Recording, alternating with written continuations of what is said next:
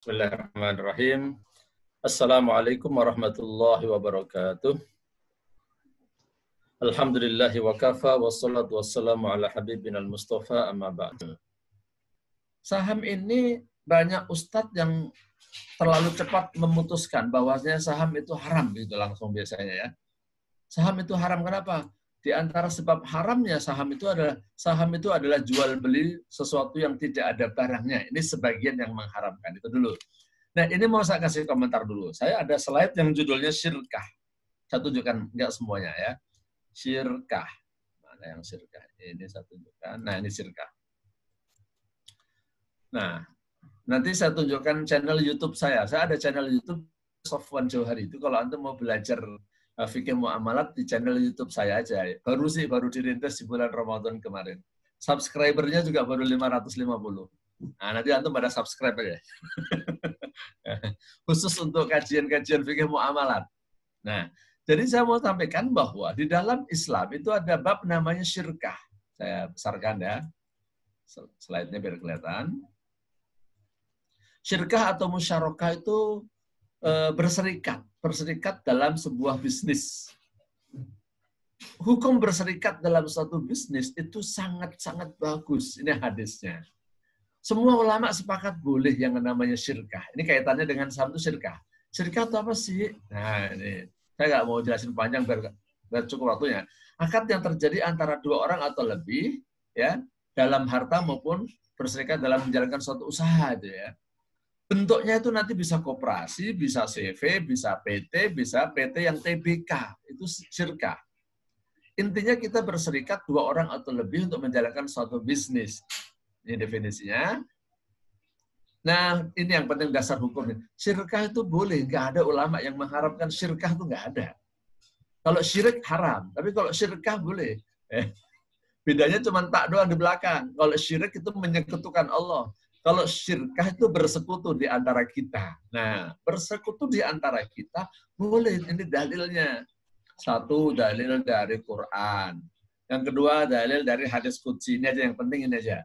Ana thalithu syarikaini ma lam yakun ahaduhuma sahibahu fa idza khana kharajtu min bainihima. Saya dalam hal ini Allah, hadis qudsi itu firman Allah yang disampaikan oleh Rasulullah. Saya merupakan pihak kedua, pihak ketiga dari dua orang yang berserikat. Kalau misalnya saya Pak Wandi, saya dengan Pak Wandi ini berserikat menjalankan suatu bisnis, Allah menjadi pihak ketiga. Artinya Allah bersama kita. Artinya Allah ridho dengan perserikatan kita. Nah, jadi berserikat itu boleh, ya. Dan ulama juga sepakat, ya ada perbedaan pendapat, syirkah itu boleh. Nah, kalau ada orang mengatakan jual beli saham itu haram karena dia belum tahu hakikat jual beli saham itu syirkah. Itu yang saya tekan. Dia tahunya jual beli saham itu kayak kita jual beli barang. Jual beli kertas. Udah gitu sekarang kan jual beli saham udah paperless, udah nggak ada kertas ya kan. Semuanya cuma terdaftar di KSEI, ya, Kestadian Sentra Efek Indonesia, udah nggak ada kertasnya lagi. Kalau mau diambil kertasnya bisa, tapi ngapain? Ya udah nggak zaman dan menuhin tempat aja. Udah gitu kalau ngeprint saham itu kan malah kena biaya. Nggak usah di-print, udah paperless sekarang. Nah, banyak ustadz yang memahami jual beli saham itu jual beli kertasnya itu. Nah, sekarang kertasnya nggak ada, haram. Nah, padahal syirkah itu, yang namanya saham, kita kan beli apa? Beli perusahaan kan, saham itu yang mengeluarkan siapa namanya emiten. Emiten itu ada perusahaan. Sebenarnya kita sedang membeli perusahaan itu. Nah itu di dalam fikih babnya namanya syirkah. Nah, nih syirkah itu adalah persekutuan dalam bisnis di mana, nah nomor satu doang, yang dalam bentuk jual beli saham sekarang itu bentuknya adalah syirkatul inan. Yaitu orang berserikat mendirikan suatu perusahaan, tapi modalnya tidak harus sama. Jadi ada yang modalnya cuma 1 lot, ada yang 2 lot, ada 10 lot, ada yang 100 lot. Ada yang pemegang saham mayoritas 50% plus 1. Nah, itu kan. Jadi hakikatnya jual beli saham itu adalah akad. Nah, akad syirkah. Akad syirkah itu tidak ada yang mengharamkan. Ada kesalahpahaman sebagian ustadz karena dia tidak pernah terjun di bursa efek. Dia itu taunya jual beli saham adalah jual beli kertas itu. Nah, ini salah. Makanya yang namanya saham itu kan pasti ada perusahaannya dong. Setiap perusahaan saham kan ada kodenya 4 huruf kan. Astra, kodenya apa? Kodenya apa Pak Wandi kalau Astra? ASI, ASI. Nah, ASII. ASI kan. Nah, contohnya ini ada orang SL nih. Kalau Excelcom kodenya apa nih? Kayak ada Pak Mustaqim atau Pak Ikhwan tuh. EXCL. Nah, EXL. Nah, itu kan kode semua, 4 huruf semua kan. Itu kode. Sebenarnya kita membeli perusahaan apa? Perusahaan yang menerbitkan saham itu namanya emiten. Ya kalau nggak ada perusahaannya nggak bisa kita beli sahamnya. Gitu. Jadi sebenarnya kita bukan sedang menjual belikan kertas, tapi sebenarnya kita sedang menjual belikan perusahaan atau saham kepemilikan kita terhadap satu perusahaan. Nah, orang membeli saham kan ada yang lewat IPO di pasar primer sama di kedua kan di pasar sekunder. Kalau misalnya sekarang saya udah punya perusahaan toko ini milik saya. Sekarang ayo siapa yang mau beli toko saya? Jadi kita miliki bersama. Toko saya memang asetnya kalau dibuat neraca misalnya ada 1 miliar misalnya. Ya masuk 1 miliar udah saya rintis 10 tahun saya jual 1 miliar. Enggak dong. Ini saya jual 1,5 miliar. Tapi yang saya jual separuhnya doang. Jadi berapa? 750 juta. Yang 750 juta itu saya tetap menjadi pemiliknya. Yang 750 juta ini saya jual. Siapa yang mau beli? Nah, itu IPO. Nanti dapat duit, nah duitnya nanti saya masukkan ke dalam perusahaan. Nah, itu kan dapat dana segar. Atau kalau sudah masuk pasar sekunder, Pak Wandi tadi udah beli perusahaan saya, punya saham di perusahaan saya. Sekarang Pak Wandi lagi butuh duit. Ini saya punya saham di perusahaannya Ustadz Sofan, ini mau saya jual, siapa yang mau beli? Nah, itu namanya pasar sekunder, belinya lewat bursa efek. Nah, jadi nomor 1, mungkin sudah ada yang biasa terjun di pasar modal, mungkin ada yang belum, tetap saya ngajarnya tetap saya sambungkan ke sana dulu, bahwa filosofi, ya, filosofi jual beli saham, itu sebenarnya filosofinya adalah syirkah atau musyarakah. Musyarakah atau syirkah itu sama aja, dan syirkah itu ada banyak model. Nah, syirkah yang ada di dalam jual beli saham itu adalah syirkatul inan. Syirkatul inan itu kalau modal antara setiap pemegang sahamnya itu tidak sama, begitu. Nah, sekarang langsung masuk ke slide saya yang lain. Ini slide ke-64 ya. Slide ke-64 saya tentang fikih muamalat ya. Saya sudah buat slide yang judulnya memang investasi. Kemudian ada pasar modal, ada reksadana, ada saham. Ini mau saya tunjukkan saham nih ya, saham. Kita buka dulu. Nah, produk-produk di pasar modal itu kan ada reksadana, ada saham, ada sukuk ya, ada nanti yang derivatif. Sekarang kan kita bahasnya saham nih ya. Nah, tentang perdagangan di pasar modal, bisnis di pasar modal itulah namanya. Berbisnis di pasar modal itu diatur oleh fatwa DSN MUI nomor 40 tahun 2003. Antum perlu tahu, MUI dan DSN MUI itu apa hubungannya? Gini, MUI itu adalah ormas. MUI bukan lembaga negara. Untuk di Indonesia ya, antum perlu tahu, MUI itu lembaga, bukan lembaga negara. Dia statusnya ormas. Nah, di MUI ini ada 2 komisi fatwa. Satu komisi fatwa, satunya namanya Dewan Syariah Nasional. Kalau orang mau mendapatkan fatwa-fatwa tentang ibadah, tentang sholat id, sholat taraweh, nah itu minta fatwanya ke komisi fatwa. Tapi kalau orang ingin mendapatkan fatwa-fatwa tentang bisnis syariah, itu mintanya ke Dewan Syariah Nasional. Itu, saya kasih tahu ya. Nah, ada fatwa Dewan Syariah Nasional, fatwa nomor 40 yang mengatur tentang pasar modal. Jadi antum bagi yang mau belajar, nanti buka websitenya dsnmui.org.id, di situ nanti ada produk, di produk nanti ada fatwa, nanti cari fatwa ini fatwa 40. Itu tentang penerapan prinsip syariah di bidang pasar modal. Yang minta fatwa siapa? Biasanya kalau begini yang minta fatwa BEJ atau BII ya. Biasanya. Nah, nanti fatwa dikeluarkan, fatwa itu tidak mengikat di negara Indonesia, karena kan yang mengeluarkan Dewan Syariah Nasional. Nggak dipraktekin, nggak apa-apa. Fatwanya MUI, nggak, orang tidak taat, nggak apa-apa. Maksud saya tidak apa-apa, itu tidak bisa dipenjara, nggak bisa dipidana. Tapi kalau fatwa ini sudah dijadikan peraturan di OJK, di pasar modal, dia bersifat mengikat. Semua harus tunduk pada ini. Kalau enggak, perusahaannya ditutup. Nah, gitu supaya tahu. Nah, Ini sudah menjadi peraturan OJK, tapi peraturan OJK-nya nomor berapa nanti saya lupa. Nomor peraturannya nggak saya tulis ya. Tapi peraturan OJK itu mengambil dari fatwa MUI nomor 40 tahun 2003, supaya tahu. Nah, kemudian, saya langsung masuk dalam jual beli saham. Kayaknya kemarin sudah ada yang ngomong-ngomong tentang daftar efek syariah. Begini, dalam bisnis itu kan prinsipnya boleh. Prinsipnya bisnis itu al-aslu fil mu'amalat al-ibahah. Jadi kalau ada bisnis jangan bilang begini, ini haram, kenapa nggak ada di zaman Nabi? Nah, itu sesat saya bilang. Kalau masalah ibadah, ya, ini nggak boleh, ini kenapa? Ini nggak ada di zaman Nabi. Nah itu benar. Misalnya sholat subuh 3 rakaat, nggak boleh itu, haram. Kenapa? Nggak dicontohin oleh Nabi. Nah itu pendapat begitu benar. Misalnya apalagi, saya berpuasa setiap hari Selasa. Kenapa? Hari Selasa itu hari kelahiran saya. Oh, nggak boleh, itu bid'ah namanya. Itu benar. Tapi kalau bisnis, jangan bilang begini.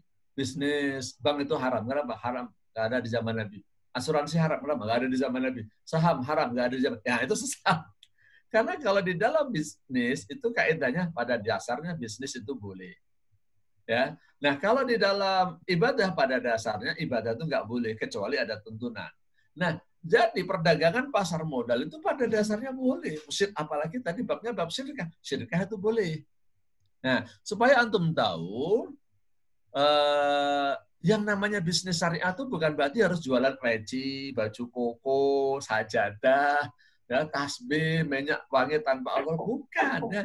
Kita jualan mos, jualan printer, jualan minyak, ya, jualan metal, jualan apa lagi mobil, itu ya boleh termasuk bisnis yang syariah. Kan tidak ada larangan jualan mobil, tidak ada larangan jualan peralatan komputer, nggak ada larangan jualan minyak, kan? Silakan aja, itu bisa masuk ke dalam bisnis syariah. Nah, tapi kalau konteks di Indonesia, nah perusahaan ini ada undang-undang PT ya. Kalau perusahaan itu mendeklir sebagai perusahaan syariah, dia harus ada dewan pengawas syariahnya. Nah, saham itu dikatakan saham syariah itu nanti ada ketentuannya. Nah, saham itu dikatakan syariah, ketentuan dari OJK berdasarkan fatwa DSN MUI itu syaratnya 3 ini. Ya, emiten itu menerbitkan saham dan sahamnya bisa masuk DES, daftar efek syariah. 1, kalau bisnisnya halal. Misalnya, kalau hotel, tapi hotelnya hotel esek-esek kayak Alexis, nah itu nggak bisa masuk DES. Ya. Kemudian ini sama yang di Dojon, kemudian di Hanseng, sama. Kalau ada bisnis sekitar tobacco, rokok, maka dia tidak bisa masuk ke dalam DES, daftar efek syariah. Semua perusahaan rokok nggak ada yang masuk daftar syariah.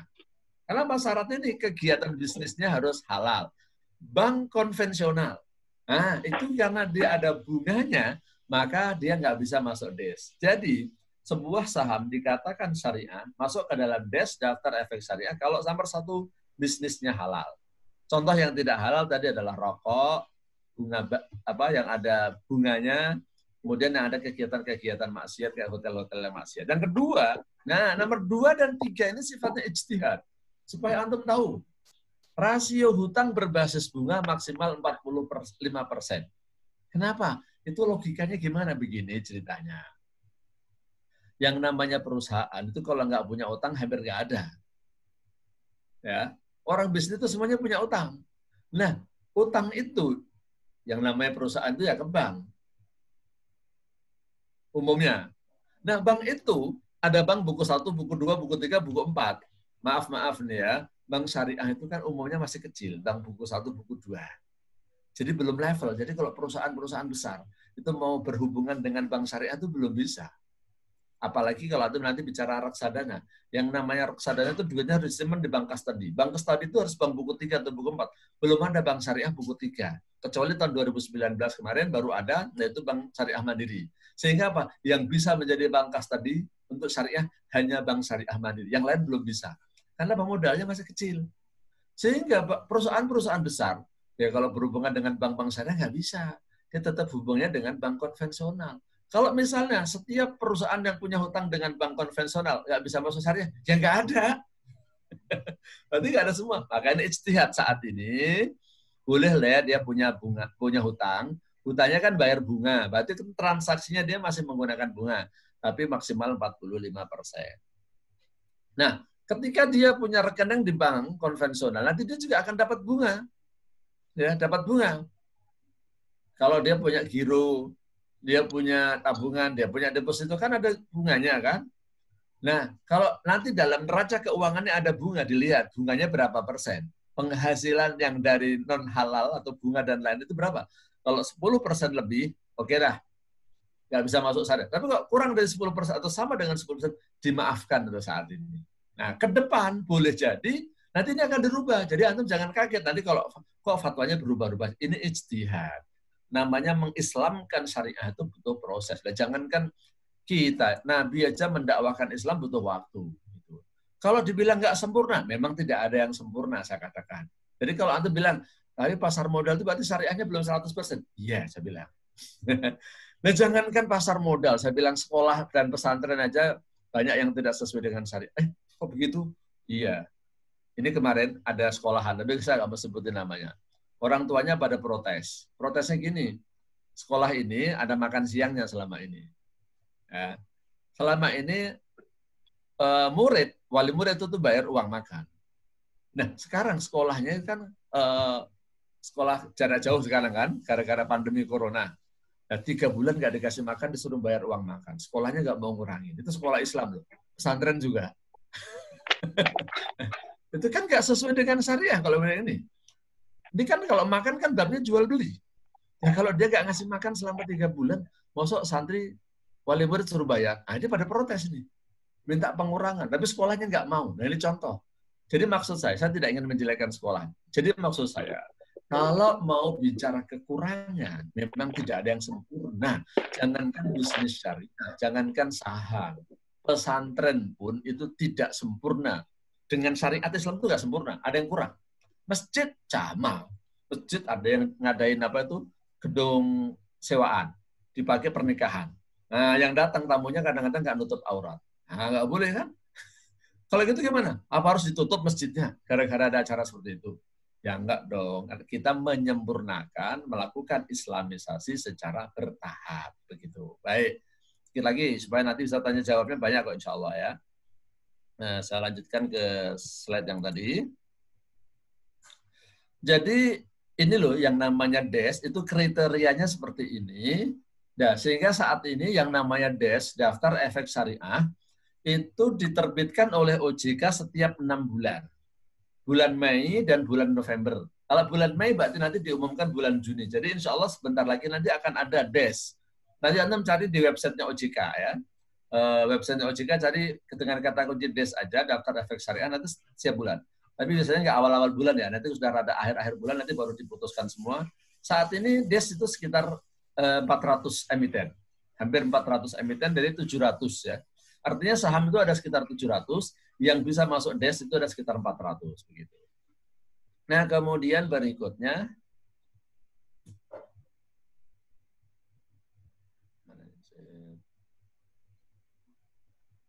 bentar ya, slide-nya saya buka slide berikutnya. Oh, nggak jalan. Nah, kemudian selain DES, itu ada yang namanya indeks ya. Kalau indeks itu kan satu pengertian bersendiri ya. Kalau indeks itu adalah saham-saham pilihan yang dianggap bagus, yang dianggap liquid. Jadi ada JII, ada ISI. JII, Jakarta Islamic Index, ada ISI, Indeks Saham Syariah Indonesia. Nah, kalau indeks saham syariah itu, kinerja saham syariah itu kira-kira gimana? Itu diambil dari saham-saham yang masuk DES. Tapi kalau JII, Jakarta Islamic Index, itu kan dipilih 30 saham syariah yang dianggap paling liquid. Jadi 30 saham yang masuk DES dipilih, kan ada indeks Sri Kehati, ada LQ45, itu kan. Nah, ada indeks JII. Kalau indeks JII itu hanya dipilih 30 saham. 30 saham yang masuk dalam syariah. Artinya, saya sampaikan ini, kalau antum mau melakukan perdagangan, mau jual beli saham, tidak harus membeli yang JII. Antum boleh membeli yang tidak masuk JII. Yang penting masuk DES, gitu maksud saya. Bukan masuk JII. Kalau JII itu, kalau bicara cuan, nah mungkin orang lebih suka pilih yang masuk indeks aja deh, ini kalau bicara cuan. Tapi kalau bicara syariah, antum masuk JII boleh, masuk yang bukan JII tapi yang masuk DES boleh. Gitu. Jadi tidak harus membeli saham yang di JII. Nah, kalau saya kasih panduan praktis, kalau antum mau berdagang atau jual beli saham yang syariah, sebenarnya sih antum minta aja kepada perusahaan anggota bursa atau sekuritasnya minta aplikasi SOTS, Sistem Online Trading Syariah. Jadi ada beberapa perusahaan sekuritas itu sudah menyiapkan software jual beli secara online. Enggak semuanya kan. Kan ada sekitar 100 anggota bursa. Perusahaan sekuritas kan sekitar 100. Ada sekitar 15, seingat saya sekitar 15 itu sudah menyiapkan aplikasi untuk perdagangan saham secara online. Nah, di antara itu ada yang sudah menyiapkan yang namanya saham syariah. Perdagangan saham dengan sistem syariah namanya SOTS, Sistem Online Trading Syariah. Kalau antum nggak mau mikir, biar gampang, antum aja minta pada sekuritasnya, saya minta aplikasi SOTS. Kalau antum tidak pakai SOTS, apakah berarti haram? Enggak juga. Antum boleh pakai aplikasi yang konvensional, asalkan antum tahu mana yang halal dan mana yang haram. Kalau antum pakai SOTS, enaknya begini, begitu antum beli saham, misalnya maaf ya, saya sebutin nama, antum beli saham BBCA, Bank BCA atau BMDR, Bank Mandiri. Nanti ketolak. Dia tidak masuk DES, nggak bisa dibeli. Nah, itu. Tapi kalau antum pakai yang konvensional, antum beli itu tetap bisa. Beli sahamnya Jarum bisa. Beli sahamnya BCA bisa kalau yang konvensional. Tapi kalau antum pakai SOTS, nggak bisa. Nah, jadi kemudian satu lagi. Nah, di dalam fatwa yang tadi saya sebutkan, fatwa 40 tahun 2003, ya, di DSN, dan sudah menjadi POJK, itu nanti ada aturan. Transaksi-transaksi yang nggak diperbolehkan itu apa sih? Nggak usah semuanya ya. Saya mau sebutkan ini sebagian. Transaksi yang nggak diperbolehkan dalam transaksi syariah, itu diantaranya short sell. Short sell itu artinya menjual sesuatu yang belum kita miliki. Maaf, barangkali ada yang belum pernah main di saham. Jangan diterjemahin harfiah. Short sell itu jualan pendek. Jadi pagi beli, sore jual. Bukan gitu maksudnya short sell. Short sell itu kita bisa menjual sesuatu yang belum kita miliki. Ya, itu bisa. Nah, itu kalau di syariah nggak bisa. Tapi yang konvensional pun belakangan ini saya juga pakai konvensional juga. Ada aplikasi jual beli saham konvensional yang saya punya juga. Saya coba, sekarang nggak dikasih. Short sell sekarang udah nggak bisa. Yang konvensional. Kalau syariah jelas nggak bisa. Nah, yang kedua yang mau saya tunjukkan berikutnya adalah ini transaksi margin atau leverage. Transaksi margin atau leverage, contohnya saya punya duit di akun saya di sekuritas, duit saya cuma 10 juta. Saya mau beli saham 100 juta. Itu namanya leverage. Daya ungkit kan tadi artinya ya. Itu kalau di yang konvensional, kalau antum pakai sekuritas konvensional masih bisa. Jadi saya punya duit 10 juta, saya bisa beli saham senilai 100 juta. Loh, yang 90 juta gimana? 90 juta itu berarti saya ngutang kepada sekuritas. Nah, nanti sore kalau ternyata untung, harganya kok udah naik, ya udah saya jual aja. Nanti saya bayar bunga kepada perusahaan sekuritas. Nah, tapi saya juga dapat untung, kan harganya udah naik. Nah, ngarepin itu. Itu namanya transaksi margin atau leverage. Kalau di konvensional masih boleh. Di transaksi perjual beli saham syariah udah nggak bisa. Kenapa? Kalau antum pakai SOTS nggak bisa. Kenapa? Antum harus membayar bunga kepada sekuritas. Jadi antum kalau membeli saham hanya boleh membeli sesuai dengan uang antum tuh saldonya yang di RDI, rekening dana investor, duit antum di rekening RDI masih berapa? Kalau tinggal 10 juta ya bisanya beli saham 10 juta. Tapi kalau model yang konvensional antum bisa melakukan transaksi margin itu ya. Jadi di fatwa ini menceritakan yang nggak boleh dilakukan. Orang kalau mau jual beli saham supaya sesuai dengan sejarah gimana? Nggak boleh begini, nggak boleh begitu ya. Satu lagi mau saya jelaskan itu najas atau tadlis, sama aja nih kira-kira. Bahasanya tuh zaman sekarang goreng saham deh. Ya. Goreng saham tuh kan caranya banyak tuh. Kita pura-pura order. Tapi sebenarnya kita nggak order, udah ngomong sama sekuritasnya. Ini yang bisa main pemain besar. Kalau antum cuman transaksinya duitnya cuma 10 miliar, 20 miliar susah ya. Nah, kalau saya kan tahu di perusahaan yang namanya manajer investasi. Manajer investasi kan duitnya kan triliunan. duitnya orang juga. Nah itu kita bisa beli, bisa main itu. Kita belinya biasanya nggak online. Itu mainnya di bawah meja udah. Kita bisa tawar harga, bisa macam-macam. Nah, kita bisa membuat hukum di dalam jual beli itu kan supply and demand mempengaruhi harga. Kalau demand-nya tinggi, harganya naik. Nah, nanti cara membuat harga itu naik. Misalnya saya pegang saham X banyak. Saya kepengen harganya naik, saya goreng. Teman-teman saya suruh membuat order permintaan ya, bid istilahnya kan, lebih permintaan banyak, akhirnya harganya naik. Begitu harga naik, saya pegang saham ini banyak, udah saya lepas, nah habis itu harganya jatuh. Ya, harga sebenarnya secara fundamental harga perusahaan ini sahamnya mungkin cuma Rp50, tapi saya goreng sehingga bisa laku Rp75. Begitu laku Rp75, udah saya lepas semua saham saya. Nah, saya udah profit taking. Nah, itu bisa dilakukan namanya dengan cara najas. Pura-pura beli tapi nggak beli. Pura-pura jual tapi nggak jual. Najas. Bukan najasi, bukan ya. Najas. Bahasanya bahasa Arab najas. Ya. Goreng saham dengan penawaran palsu. Ya. Atau kadang-kadang pura-pura sebagai insider trading. Jadi minta bocoran kepada presiden direktur yang emitennya gimana. Secara undang-undang kan nggak boleh itu. Direktur nggak boleh membuat kebocoran informasi yang sifatnya rahasia, nggak boleh. Ya. Nah, inilah kira-kira gambaran umumnya. Kalau ditanya jual beli saham, saya katakan boleh. Tapi kalau dikatakan, Pak, di dalam jual beli saham itu kan banyak begini-begini. Ya, saya katakan, jangankan jual beli saham, jual beli telur, jual beli buah-buahan, jual beli beras, itu juga banyak yang bohong. Contoh, yang bohong gimana? Jual buah-buahan, belanya sekilo, isinya 8 on. Kan? Tempo hari ini ya, ada tulisan tuh, apa kemarin ya, buah yang sering buah itu. Durian 10.000. Wah, kalau 10.000, lagi naik mobil, saya ngeliatin 10.000, langsung minggir deh. Begitu minggir, mau makan durian yang 10.000, yang 10.000 tuh yang busuk-busuk yang di bawah. Yang dipajang yang cakep-cakep itu masih 50.000-an, masih 100.000. Nah itu kan sebenarnya bohong juga itu kan. Ya jadi kalau kebohongan tuh bukan hanya di dalam pasar modal sih ya. Di pasar modal ya ada yang bohong, ada yang enggak. Tapi kalau antum mau sesuai dengan syariah, jalankan fatwa. Tapi kalau antum bilang, Pak, tapi di pasar modal banyak orang bohong, jadi gimana dong?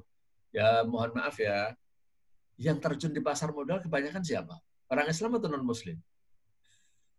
Ya mereka kan, orang Islam tuh yang masuk dalam pasar modal itu masih sedikit. Sampai hari ini, investor yang punya RDI, rekening dana investor, itu belum sampai 2 juta kan.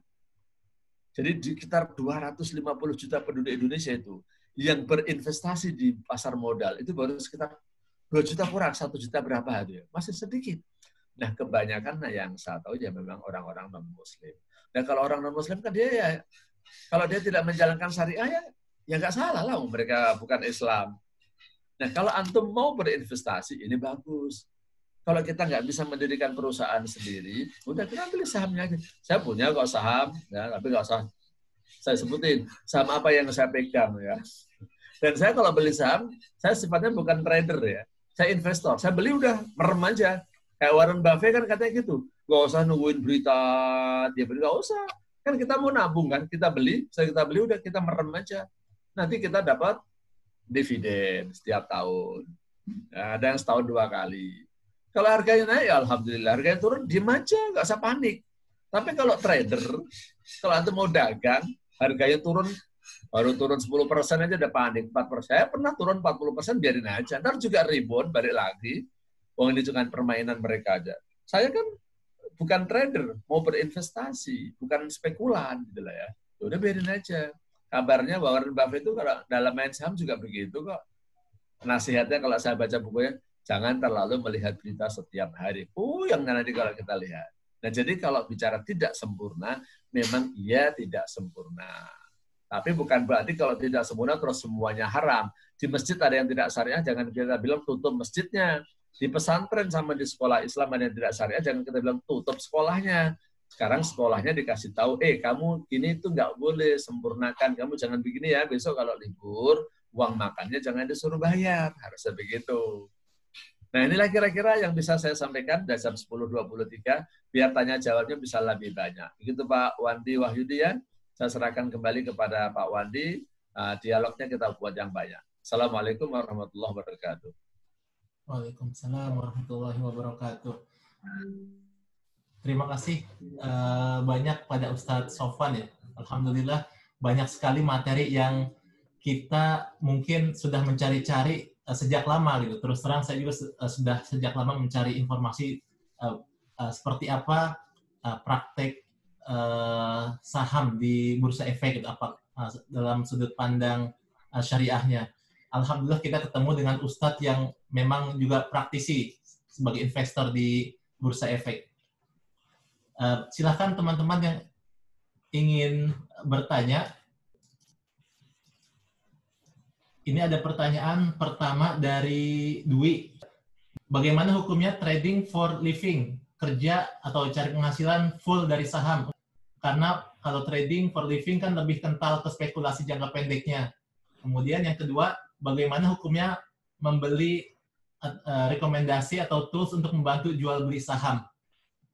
Seperti mungkin misalnya kita berlangganan TradingView misalnya untuk menganalisis pergerakan harga saham misalnya. Tafadhol Ustaz. Ya, trading for living. Allah alam bisawab ya, kalau menurut saya sih kurang afdol ya, kurang afdol. Tapi nggak bisa dikatakan haram ya, nggak bisa dikatakan haram. Sama dengan begini, orang beli telur untuk dimakan boleh, tapi kalau orang cuma dagang telur boleh nggak? Dia cuma beli telur mencari untung, gitu kan? Orang beli baju untuk dipakai boleh, tapi kalau orang beli baju cuma buat spekulasi gimana? Gitu kan? Dia cuma beli jual. Nah, kalau kata spekulasi itu nanti bisa mengandung unsur gharar. Tapi kalau dikatakan spekulasi kalau dia nggak punya ilmu kan? Kalau dia dagang telur, dia dagang bakso, punya ilmunya, bakso itu begini, supaya untung begini, supaya enak begini, supaya laku begini. Itu kan bukan spekulasi namanya. Dia memang pedagang bakso. Kok kamu beli jual cari keuntungan, pagi beli bakso, sore dijual. Malam beli bakso ke pasar, pagi masak terus dijual. Ya memang dia pedagang. Dia pedagang. Sebagai perantara. Makanya kalau niat dagang itu kan mestinya masuk sebagai sekuritas ya. Jadi yang jadi sekuritas itu sebenarnya yang jadi pedagang perantara sebenarnya kan. Perantara itu sebenarnya kan sekuritas. Sekuritas itu ya broker. Broker itu ya calo itu kan. Kalau yang banyak bohongnya disebut calo. Kalau yang resmi biasanya disebut broker gitu kan. Iya. Nah, jadi makanya ada istilah anggota bursa, sekuritas itu kan sebenarnya pedagang dia. Boleh nggak? Boleh-boleh aja gitu. Kalau antum misalnya memang mau jadi pedagang, ya antum harus daftar sebagai anggota bursa kan. Nah, boleh-boleh aja. Boleh-boleh aja.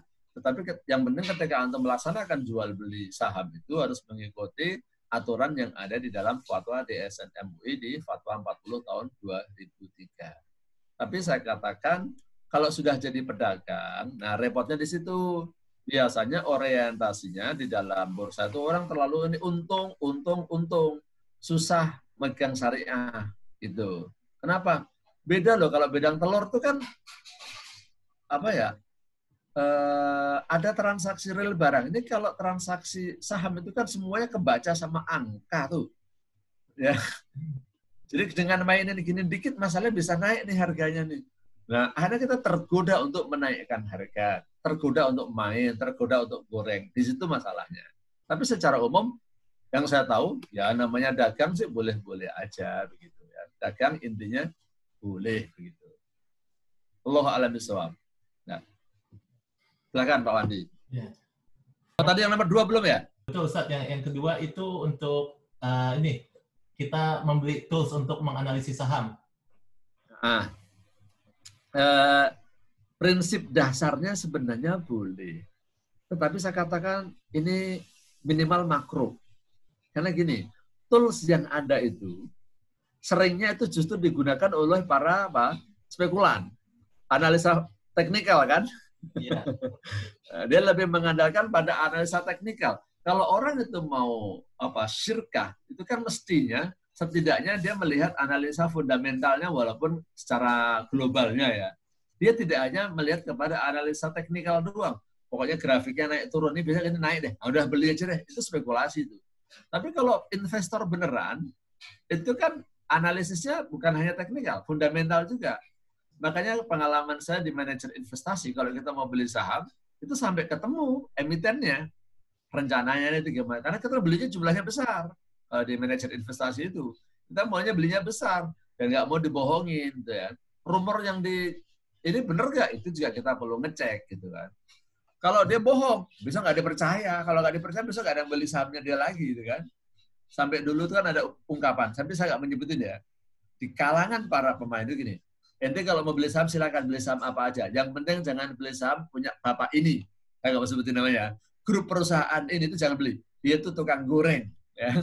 Bener tuh. Saya ngetes akhirnya. Coba saya beli dikit aja sih buat ngetes doang. Ada tuh sahamnya.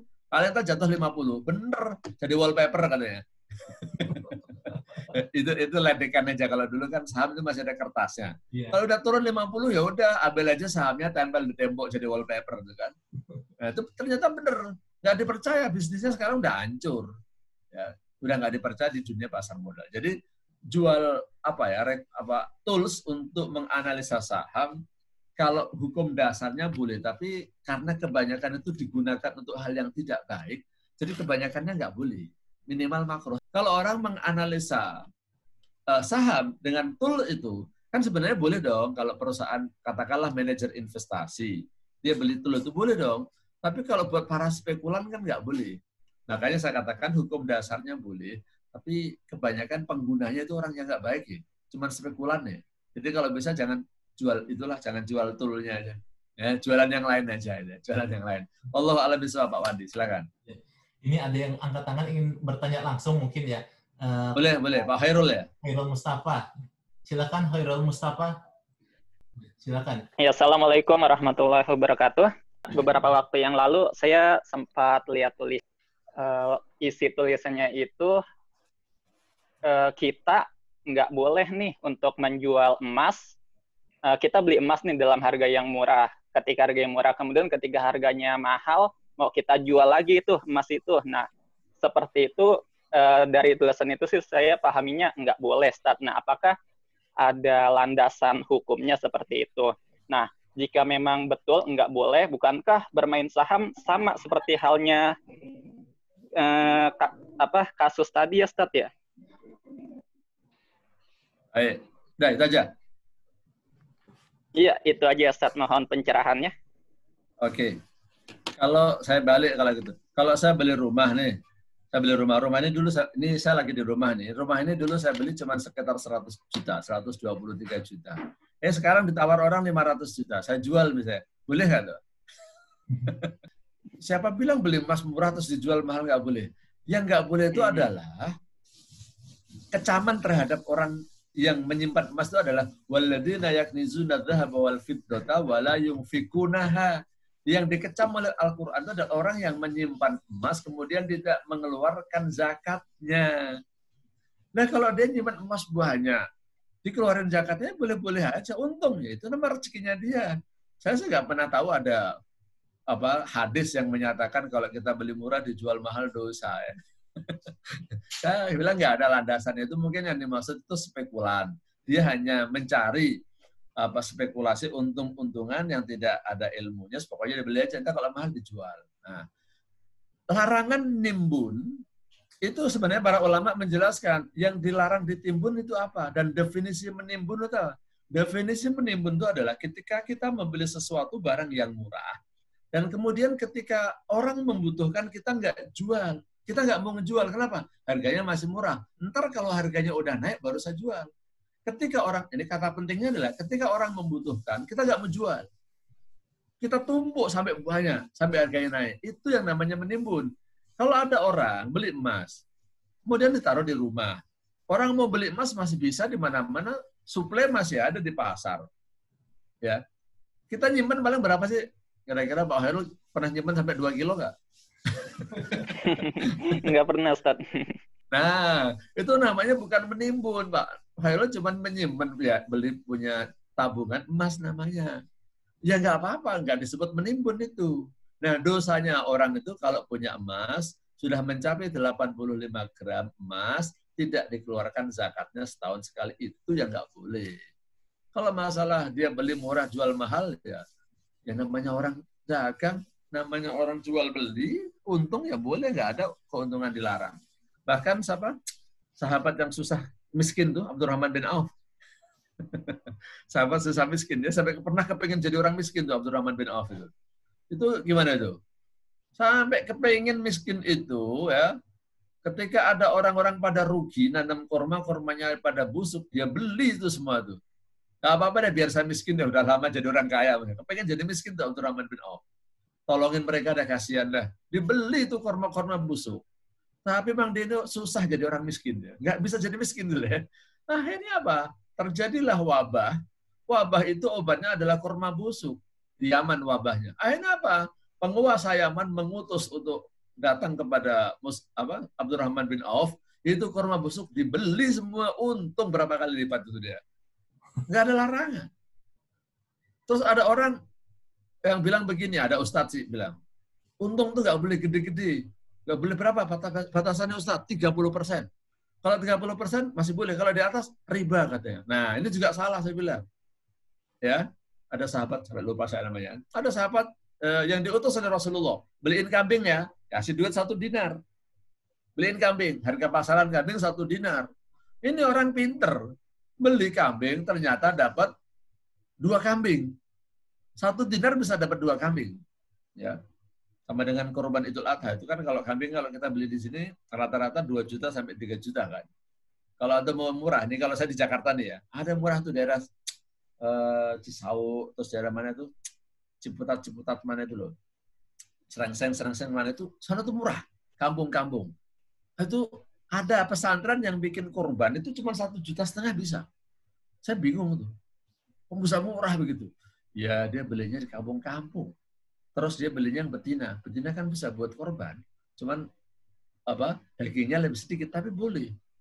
Saya cuma menunjukkan bahwasanya harga pasaran kambing 2 juta. Tapi ada loh yang jual 1 juta, 1,5 juta.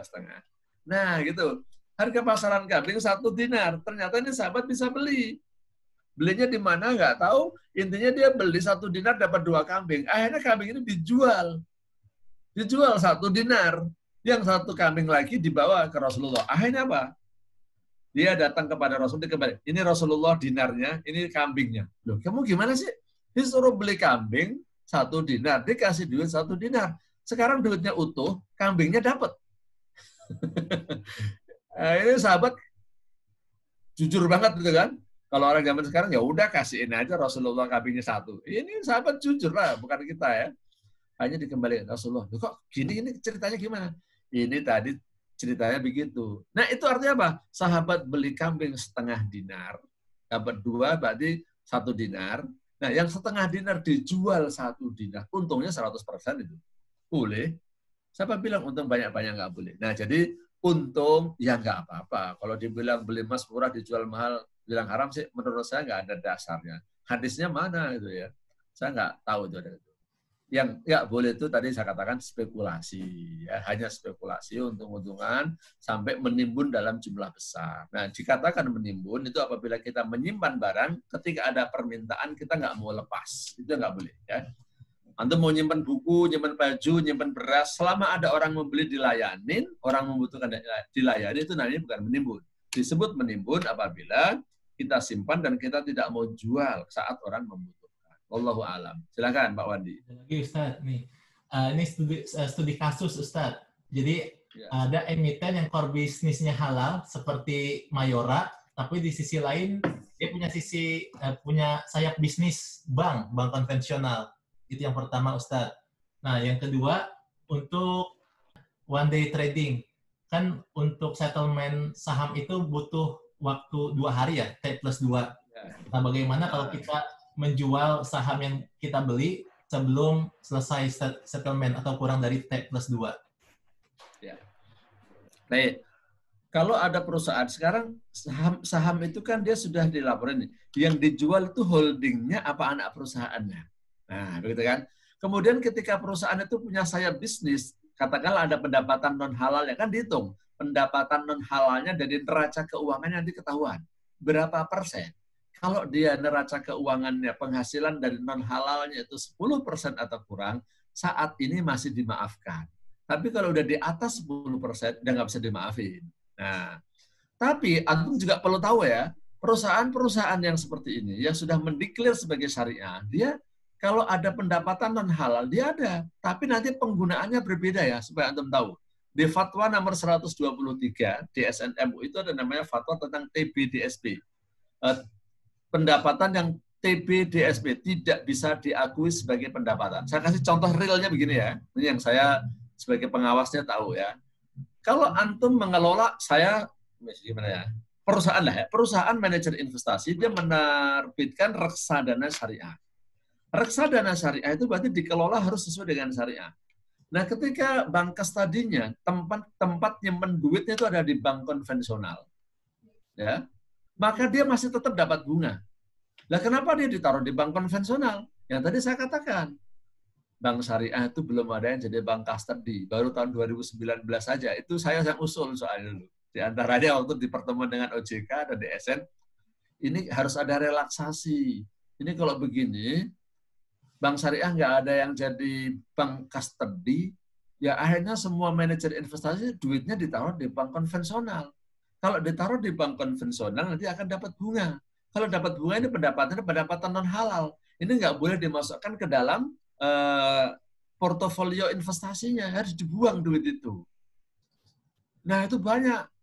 Kemarin aja ada perusahaan yang punya duit 500 juta tuh dalam waktu kira-kira 1 tahun lebih sedikit, itu dana bunganya 500 juta loh. Ya, ini nggak boleh dimasukkan ke dalam portofolio atau AUM atau dimasukkan ke dalam harga reksadana, nggak bisa. Jadi yang ingin saya katakan, memang itu ada dana non halalnya, tapi nanti ada aturan mainnya sendiri. Dia nggak boleh dipakai untuk kegiatan perusahaan. Kalau itu masuk ke dalam reksadana, nggak boleh dimasukkan ke dalam NAB per unitnya, nggak bisa, ya. Jadi itu dipisahkan. Nah, makanya ini saya lagi di kompleks ini, tadi saya ngumumin barusan tadi pagi. Saya mau bikin lapangan parkir buat mobil. Ini contoh aja ya. Bapak-bapak, ibu-ibu yang punya dana bunga silahkan. Boleh diinfakin ke masjid untuk pembuatan lahan parkir. Tapi rekeningnya saya pisah. Ini untuk lahan parkir ya. Cici bisa pakai uang bunga, Ustaz? Bisa, saya bilang. Tapi kalau buat ruang ibadahnya, jangan. Ruang ibadahnya jangan pakai uang bunga, tapi lahan parkirnya boleh. Nah, udah ada fatwanya. Silahkan. Nah, itu contoh. Maksud saya ada loh aturannya, walaupun dia itu ada sayap bisnisnya, yang katakanlah Bank Mayora itu adalah konvensional, nanti kan sudah dihitung tuh. Kalau memang ternyata dia itu di atas 10%, dia nggak masuk. Saya nggak ngerti sekarang nih, Mayora itu masuk DES atau nggak, harus ngecek soalnya. Nanti dicek di daftar efek syariah, Mayora masuk atau tidak masuk. Nah, kalau kita kan nggak mungkin memeriksa keuangan satu persatu tuh. Nah, OJK ketika menentukan DES itu harus lihat laporan keuangannya, maka dia butuh waktu lama. Jadi di bulan Mei itu adalah review. Laporan keuangan, ya. Nanti pendapatan bunganya itu berapa persen, utangnya nanti berapa, nah kegiatan bisnisnya gimana. Jadi intinya saya nggak hafal, Mayoranya sendiri gimana, tapi buat antum patokannya adalah yang penting dia masuk DES. Kalau dia masuk DES, beli aja. Tapi kalau nggak masuk, jangan. Untuk mendapatkan DES, daftar efek syariah, antum bisa download di websitenya OJK. Websitenya OJK. Saya juga ada sih, udah saya download ya. Tapi ada sekitar 400-an sekarang. Nanti insya Allah akhir bulan Juni ini biasanya nanti akan ada, karena dia direview setiap 6 bulan. Begitu kira-kira Pak Wandi, Allah alam. Untuk yang T+2 Ustadz, menjual saham, oh ya, T+2. Oke, T+2. Saya perlu mengecek juga itu. Nanti kalau antum yang pakai SOTS sudah otomatis. Prinsipnya begini. Prinsipnya kita dalam hadis, kita tidak boleh menjual sesuatu yang kita beli dan belum kita pegang. Maka itu konsep nunggu settlement. Settlement dulu. Takutnya ketika antum membeli, kan pernah itu ada perusahaan yang gagal bayar. Nah, ada juga yang nakal. Dia itu sebenarnya nggak punya saham, tapi dia ngelayanin jual, padahal dia nggak punya. Kemarin kan ada nih, perusahaan-perusahaan MI yang gagal bayar nih. Ya, yang dilikuidasi segala macam. Kan ceritanya begini. Misalnya saya lihat harganya bagus. Udah saya beli deh. Saya beli. Ternyata pas saya beli, sebenarnya saya nggak punya duit segitu. Tapi ini kayaknya harganya lagi bagus, kita beli. Pas disuruh bayar, nggak ada duitnya. Gagal bayar. Akhirnya kena hukuman dari OJK kan. Nah, boleh jadi gitu loh. Sekuritas itu nanti ada yang nakal. Misalnya saya beli nih. Saya beli. hari ini beli, berarti kan di catatan langsung kan kalau di layar, kalau hari ini saya beli, kalau sudah done, ya, itu kan berarti saya punya tuh, walaupun belum in hand ya, belum in hand tulisannya, tapi kan sudah punya. Kalau saya mau jual kan kalau di konvensional bisa, kalau di syariah itu nggak boleh. Tapi kalau besok, nah itu kan nanti udah dicek tuh bagian dapur, ini benar-benar barangnya ada atau tidak, gitu. Nah, jadi di situ nanti ada sistem tersendiri. Saya nggak tahu yang SOTS sekarang itu kapan dia boleh jual. Seingat saya sih tunggu settlement ya, tunggu settlement. Yang seingat saya harus tunggu settlement. Kenapa harus tunggu settlement? Karena ada kemungkinan sekuritas yang nakal. Jadi dia jual padahal dia nggak punya barang. Kemarin itu adalah yang banyak MI yang main seperti itu. MI itu rata-rata yang punya perusahaan adalah punya perusahaan sekuritas, anak perusahaannya biasanya. Antum coba cek, yang namanya MI dengan sekuritas itu hampir pemiliknya sama. Dia punya MI, punya sekuritas, punya MI, punya sekuritas. Begitu modelnya. Jadi dia suka main nakalnya di situ. Maka untuk mengantisipasinya secara syariahnya, karena ada larangan menjual sesuatu yang belum kita pegang, tunggu settlement dulu. Tapi kalau udah dipastikan, oh udah oke, nah, itu mungkin nanti sistem SOTS akan membolehkan, karena udah ada barangnya kok, benar-benar sudah ada, cuman ini sudah dikesei ya, jadi kan barangnya kan dipastikannya sudah dikesei. Nah, kalau belum ya jangan dijual dulu. Nah, itulah tentang proses settlement, itu karena ada hadis, Rasulullah melarang kita menjual sesuatu yang kita beli dan belum kita pegang, qabla an yaqbid istilahnya. Ataupun menjual sesuatu yang belum kita miliki, itu nggak boleh. Tapi kalau yang dalam jual beli saham, babnya bukan menjual sesuatu yang belum kita miliki, menjual sesuatu yang kita beli tapi belum kita terima. Nah, gitu.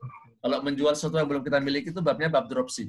Banyak ustadz yang mengatakan jual beli dropship haram. Kenapa? Kita menjual barang milik orang lain. Kita nggak punya barang, nggak jual. Itu dropship haram. Banyak ustadz begitu kan? Saya ditanya, gimana? Iya, memang haram. Tapi kalau antum tanya ke saya, supaya halal gimana? Saya kasih tahu caranya. Saya kasih tahu caranya gimana jual beli dropship yang halal. Nah, wallahu a'lam bishawab. Silakan.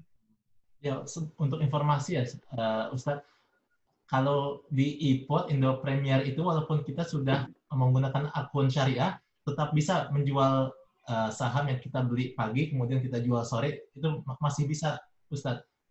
Saya kurang tahu apakah memang masalah teknis di sistem IT mereka ya yang tetap membolehkan seperti itu, atau memang mereka belum mengupdate sistem mereka. Oh, yang di iPod sudah bisa ya? Masih bisa menjual T plus sebelum T plus 2. Oh, itu. Coba nanti saya cek. Sambil nanti kalau memang masuk itu, nanti kalau pas ada pertemuan nanti saya angkat juga itu. Iya, iya. Ya, boleh ditegur, Ustaz. Nah, oke, makasih masukannya. Ya. Kan saya nggak bisa kontrol satu persatu soalnya. Iya. Untuk ini ada penanya lagi yang ingin bertanya langsung. Silakan Mas Abdul Jabar. Assalamualaikum warahmatullahi wabarakatuh. Waalaikumsalam warahmatullahi wabarakatuh. Tadi kan disampaikan ya terkait dengan evaluasi saham yang masuk ke list isi setiap 6 bulan. Nah, itu kalau kita pakai akun syariah, itu kan memang sudah tersaring kita bisa beli hanya untuk saham yang masuk ke list isi. Nah, pertanyaannya kalau misalkan sekarang dia masuk list, kita beli, kemudian ternyata di evaluasi berikutnya dia tidak masuk, padahal kita sistemnya adalah investor tadi, investasi yang kita, nah, kan itu otomatis, karena pernah kejadian teman itu dia beli saham dulu ENRG ya, kalau disebut ya. Nah, itu sempat masuk list syariah, ternyata keluar, dan itu ngendap dia, nggak bisa diapa-apakan. Nah, itu apakah masih bisa tetap dijual, atau bagaimana caranya kalau misalkan kita adalah buka akun syariah? Ya, nah, pertanyaan antum bagus. Antum MI atau sendiri? Maksudnya antum selama ini dagang untuk kebutuhan sendiri atau untuk kebutuhan perusahaan sebagai manajer investasi? Oh, enggak, Ustaz. Retail. Retail ya? Oh. Oke, jadi itu sudah ada mekanismenya. Kalau antum sebagai MI, manajer investasi, ketika antum membeli saham yang awalnya syariah, kemudian ternyata tidak masuk syariah, antum harus segera jual, dikasih waktu seingat saya 10 hari kerja. Kalau 10 hari kerja itu antum harus lepas. Kalau ternyata masih untung, ya udah rezeki antum. Kan bukan karena antum itu kan. Itu kan terjadi karena perusahaannya begitu. Tidak ada niat kita untuk berbuat salah membeli perusahaan yang di luar des. Tapi kalau lebih dari 10 hari kerja, kok antum tahan aja deh, harganya lagi bagus nih, untung. Nah, untungnya itu antum nggak boleh ambil. Itu yang masuk dana TBDSP. Tidak bisa diakui sebagai pendapatan. Jadi keuntungan itu nanti antum harus sisihkan, kalau di perusahaan harus digunakan untuk kegiatan sosial. Jadi itu termasuk dana, istilahnya zaman dulu dana non halal lah ya. Tapi istilahnya sekarang dihaluskan, dana TBDSP. Tidak bisa diakui sebagai pendapatan. Kalau dulu istilahnya dana non halal. Ya, jadi intinya adalah kasih waktu 10 hari, karena kan nggak mungkin hari ini beli, terus setelah 5 hari, pas hari Jumat, tidak masuk syariah. Antum menjual langsung kan susah. Iya kalau ada yang beli, kalau nggak ada. Iya kalau antum nggak rugi. Kalau rugi gimana? Maka dikasih waktu 10 hari. Apalagi kalau stoknya banyak. Kemarin ada beberapa MI yang dia harus jual, sama OJK disuruh jual. Nah, jual kalau nggak ada yang beli gimana? Kalau pribadi-pribadi 1 lot, 2 lot jual gampang. Nah ini saham, kemarin ada yang punya portofolio sekitar 6 triliun suruh ngejual sama OJK. Banjir akhirnya, harganya hancur. Nah makanya ketika ada perusahaan yang tadinya syariah kok sekarang keluar dari DES, ya, insidentil, maka nanti antum harus jual, dikasih waktu 10 atau 12 hari. Seingat saya 10 hari kerja. Kalau antum udah jual, kok ternyata untung, ya udah rezeki, masih boleh dimasukkan ke dalam harga saham yang antum miliki NAB per unit. Tapi kalau antum mau lebih berhati-hati, antum balikin modalnya aja. Jadi maksud saya ketika antum beli dengan harga Rp1.000 per lembar. Nah sekarang ternyata keluar dari syariah harganya naik jadi 1.200. Terima semua duitnya, yang 1.000 masuk kantong, itulah modal antum, yang 200 infakin. Termasuk saya contohin tadi, buat bangun lapangan parkir Masjid Darul Jannah di sini. Nah itu bisa pakai dana-dana seperti itu ya. Tapi selama masih kurang dari 10 hari kerja, masih dimaafkan. Ma'fu. Aslinya nggak bagus, tapi ya ada namanya ma'fu itu dimaafkan. Sama dengan gini. Istilah ma'fu itu gini. Dalam jual beli, itu goror nggak boleh. Goror itu artinya ketidakjelasan. Ukuran itu harus pasti. Tapi ada jual beli yang nggak mungkin ukurannya disuruh sama persis. Dalam bisnis. Contohnya apa? Makan secara buffet. Hotel waktu breakfast, ya, di Long, bandara. Itu kan orang makannya bebas. Ya kan? Bayarnya sama kan? Ke toilet. Masa ke toilet harus dijatah, harus sekian menit, lebih nggak boleh itu. Airnya yang dipakai berapa? Ini kan goror namanya, nggak pasti kan? Nah, itu goror yang sedikit dimaafkan. Dia mau seorang ke toilet nanti kalau lebih 5 menit suruh keluar, kan nggak mungkin. Dia ngambil airnya kebanyakan nih, harus nambah. Kan nggak mungkin kan? Nah, itu ada goror, tapi itu dimaafkan. Itu. Kalau dalam bab najis, itu gini, air kencing itu najis. Nggak ada yang bilang air kencing itu suci. Tapi kalau kita kencing, model sekarang nih, berdiri ya, laki-laki nih, kencingnya berdiri. Kemudian pakai urinoir yang modelnya bahan keras. Itu kalau kita kencing, kemungkinan masih ada yang nyiprat. Apalagi kalau dipakai mikroskop itu kan ya, yang bisa ngelihat virus corona. Itu saya yakin ada pipis yang nyiprat ke dalam pakaian kita. Tapi kan itu susah dihindari dan nggak bisa dilihat dengan mata biasa kan. Nah, itu namanya ma'fu, dimaafkan. Nah, jadi itulah istilah dimaafkan tadi. Kalau antum beli saham yang awalnya syariah, ternyata dia keluar dari syariah, dimaafkan kalau antum bukan karena sengaja, dan antum segera mengambil tindakan dalam 10 hari kerja, segera dijual itu saham yang keluar dari DES. Begitu Pak Wandi. Baik, terima kasih Ustaz. Ini ada yang ingin bertanya lagi, Mas Oji Fahru Roji. Silakan Mas Oji. Silakan. Silakan Mas Oji. Assalamualaikum warahmatullahi wabarakatuh. Waalaikumsalam. Mau tanya, ya, apa perbedaan saham dengan waran? Karena kalau kita buka di aplikasi itu kan ada emiten-emiten yang menawarkan waran. Dan waran juga itu diperdagangkan. Yang kedua, hukumnya apa itu maksudnya? Hukumnya bagaimana jual beli waran? Yang kedua, bagaimana menandakan perdagangan saham itu, apakah saham itu tumbuh normal ataukah saham itu tumbuh karena gorengan? Karena setiap saham itu berpotensi semuanya bisa digoreng. Karena sekuritas itu kan, bandar-bandar itu juga kan duitnya kan banyak. Bandar kan juga punya kepentingan, dia juga beli saham, bagaimana sahamnya bisa laku? Gimana caranya menandakan saham itu normal atau digoreng? Kan kalau digoreng nggak boleh, Ustadz ya? Ya. Jazakallah. Iya, insyaallah. Hati-hati Pak Oji ya, lagi di jalan sambil nyupir soalnya. Dalam yang kedua dulu yang saya jawab ya, goreng-goreng saham. Goreng itu kan sebenarnya kan melakukan suatu tindakan kebohongan, intinya di situ kan, itu nggak boleh. Kalau ada orang yang bohong, kita dibohongin, ya kita dibohongin, kita nggak berdosa, ya. Yang bohong kan yang dosa yang bohong, kita dibohongin, kita nggak berdosa. Jadi maksud saya, misalnya ada yang goreng saham A, kita beli saham A gimana? Ya kita mah nggak dosa, kita dibohongin, ya. Kita kan dibohongin. Masa dibohongin dosa, kasihan banget kan. Nah sama dengan saya ketika beli buah-buahan tadi. Saya pernah beli buah. Bu ini berapa sekilo sekian? Sekilonya berapa on? Saya nanya. Ya 10 on lah, beneran. Ya yaudah. 10 on beneran ya? Ya. Saya beli, saya bawa pulang. Saya timbang cuma 8 on. Ya kan saya nggak dosa dong. Saya udah nanya kok ya. Sama dengan saya kalau beli ayam ke pasar, saya masih sering ke pasar. Saya tanya, ini sebelihannya Islami nggak? Bagus nggak? Oh bagus, ini yang nyebelin. Ya udah. Kalau ente bohong itu yang dosa lo ya. Tapi yang penting saya nanya, saya lihat pakaiannya Muslim kan. Kalau ibu-ibu pakai jilbab, ya. Kira-kira Muslim lah. Nah, saya kenal dia Muslim, saya beli. Sembelihnya secara Islami nggak? Secara Islami, saya beli. Kalau ternyata dia bohong, jadi yang dosa. Gitu. Nah, jadi kalau terjadi gorengan saham, maka yang goreng itulah yang berdosa, kita tidak berdosa. Nah, masalah bagaimana kita tahu itu memang rada sulit, tapi di antara caranya adalah melakukan analisa fundamental.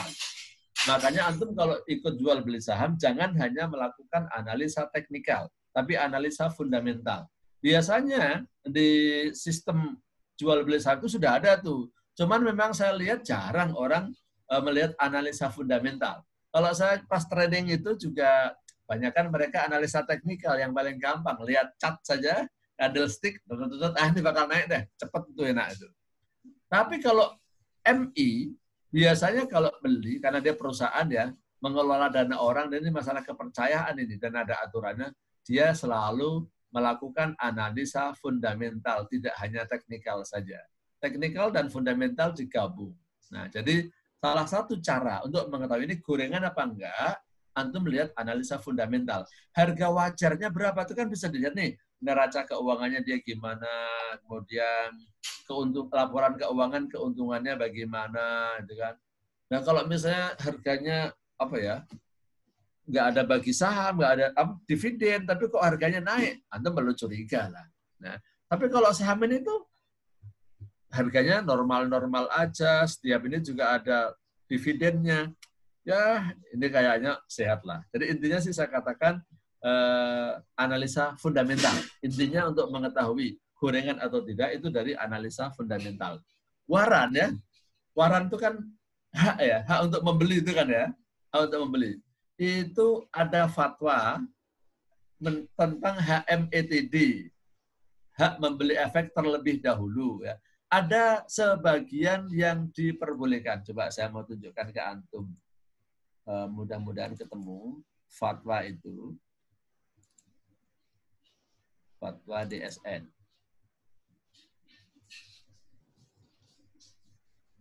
Kumpulan ini tentang fatwa tentang waran dan fatwa tentang HMETD.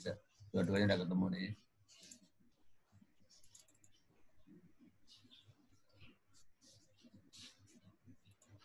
Nah, saya share screen dulu ya, biar antum lihat tentang waran. Kalau saya sendiri selama ini sih nggak pernah main di waran ya. Biar antum. Nah. Jadi Fatwa Dewan Syariah Nasional nomor 66 tahun 2008 tentang waran syariah. Jadi artinya kalau mau bikin waran yang sistem syariah itu bisa. Jadi kalau antum tanyakan, saya boleh nggak ikut jual beli waran? Tergantung warannya itu masuk ke dalam DES atau tidak. Karena waran yang syariah itu ada. Waran yang syariah gimana? Nah, ini kita lihat. Saya termasuk orang yang jarang bermain di waran ya. waran berdasarkan prinsip syariah adalah efek yang diterbitkan oleh suatu perusahaan yang memberi hak kepada pemegang efek yang termasuk dalam daftar efek syariah untuk memesan saham dari emiten pada harga tertentu untuk jangka waktu 6 bulan atau lebih sejak diterbitkannya. Jadi waran itu kan hak untuk membeli tapi dengan harga khusus. Jadi gini misalnya lah ya, ketika dia IPO misalnya, saya beli saham dalam jumlah besar. Nah, karena saya beli waktu IPO dalam jumlah besar, saya dikasih waran. Nah, dikasih waran. Suatu waktu, saya bisa membeli dengan harga sama dengan harga waktu IPO. Nah, contohnya begitu, salah satunya. Nah, tapi kalau saya nggak punya waran, nanti kalau saya mau beli, ya dengan harga yang pasar. Begitu.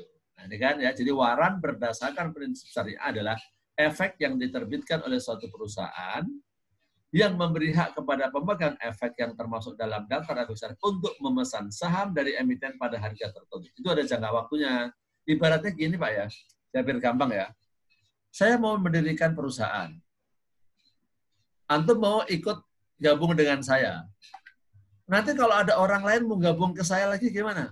Nah, saya tanyakan ke antum dulu, antum mau nggak nambahin sahamnya? Kalau antum mau, antum duluan. Tapi kalau antum nggak mau, nanti akan saya jual kepada orang lain. Kira-kira seperti itu. Nah, ada yang syariah. Intinya di situ ada yang syariah. Ya, artinya ada yang diperbolehkan, ada yang tidak. Untuk gampangnya gimana? Antum cek lagi ke dalam daftar efek syariah. Ya, ini fatwanya saya tunjukkan. Jadi nanti antum bisa jadikan pedoman. Waran ada yang syariah itu ada. Fatwanya nomor 66. Saya mau tunjukkan juga, kalau daftar efek syariah, antum lihat komputer saya di sini. Nah, daftar efek syariah yang bulan Mei 2019. Yang bulan November soalnya belum. Ya.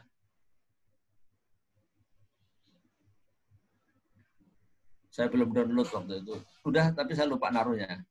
Nah, ini satunya kan yang Mei 2019 ya, bukan Mei 2020 lah ya.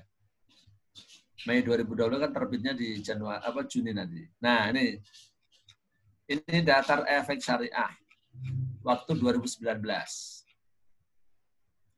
Lampiran keputusan Dewan OJK tentang DES. Nah, di sini ada saham. Kemudian ini bidangnya apa? Nanti yang di bawah nanti ada warannya. Aneka industri terus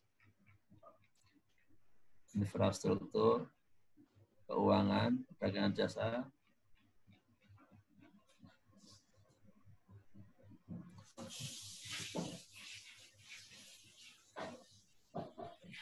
ternyata waktu 2019 nggak ada ya. Jadi nggak ada yang masuk ke waran yang syariah di sini, daftarnya nggak ada.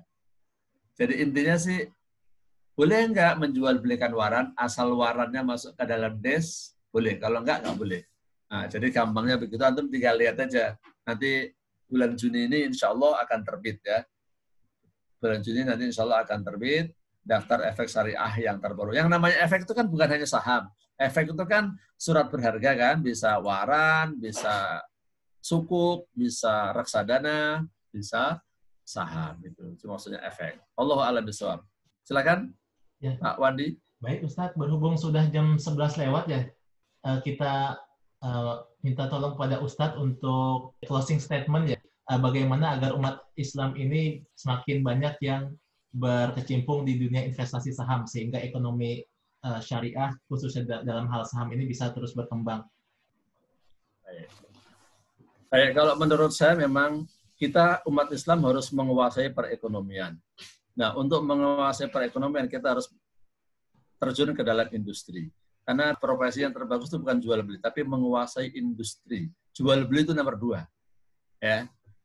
Banyak ustadz yang menyatakan profesi yang terbaik itu adalah pedagang. Pedagang itu maksudnya bukan jual belinya, nomor 1 industrinya. Kenapa? Karena Rasulullah ketika ditanya, apa profesi yang terbaik ya Rasulullah? Jawab beliau adalah amalur rajuli biyadihi wa kullu bai'in mabrur. Orang bekerja dengan tangannya menciptakan sesuatu, baru yang kedua adalah jual beli. Nah, untuk membuat pabrik, ini kan tidak gampang. Nah, maka kita bisa, cara yang mudahnya adalah kita membeli pabrik yang sudah ada. Kita membeli perusahaan yang sudah ada. Membeli perusahaan yang ada gimana caranya? Kita beli sahamnya. Nah, kalau duitnya kita banyak, kita beli saham mayoritasnya. Nah, sampai kita kuasai itu perusahaannya.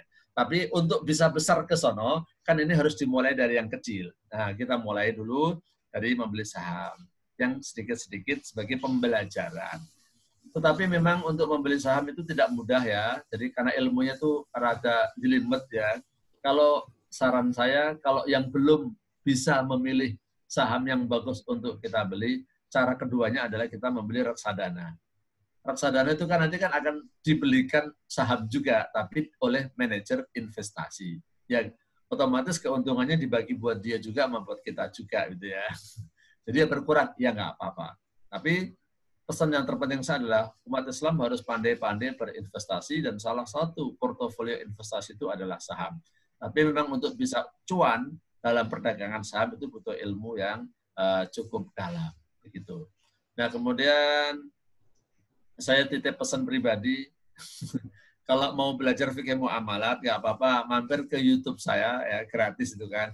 Itu di bulan Ramadan saya bikin channel YouTube. Itu tidak sengaja. Lantaran apa? Lantaran banyak yang minta ceramah. Ceramahnya kan nggak boleh ketemu, jadi minta video. Lah kalau minta video gimana? Ya udah, ya buatlah video, kirim ke YouTube, mereka buka. Nah, daripada dibuka antum mereka doang, diikhlaskan saja siapa aja boleh buka, biar jadi amal jariah saya dan juga amal jariah lembaga-lembaga yang tadinya minta pengajian tentang fikih muamalat. Dan saya lihat kayaknya memang belum ada. Channelnya namanya Sofwan Jauhari ya, seperti nama saya tapi nggak ada M-nya, Sofwan Jauhari. Itu kira-kira closing dari saya. Mudah-mudahan kita semua umat Islam bisa menguasai perekonomian. Kita mulai dari yang kecil. Hari ini kita mungkin cuma membeli saham walaupun 1 lot, 2 lot, tapi dengan pemahaman tentang saham, akhirnya kita paham tentang industri, paham tentang perusahaan. Suatu saat mungkin nanti kita insya Allah bisa membuat perusahaan. Setidaknya anak cucu kita nanti bisa menjadi penguasa industri di Indonesia. Jangan sampai kita jadi tamu di rumah kita sendiri. Assalamualaikum warahmatullahi wabarakatuh.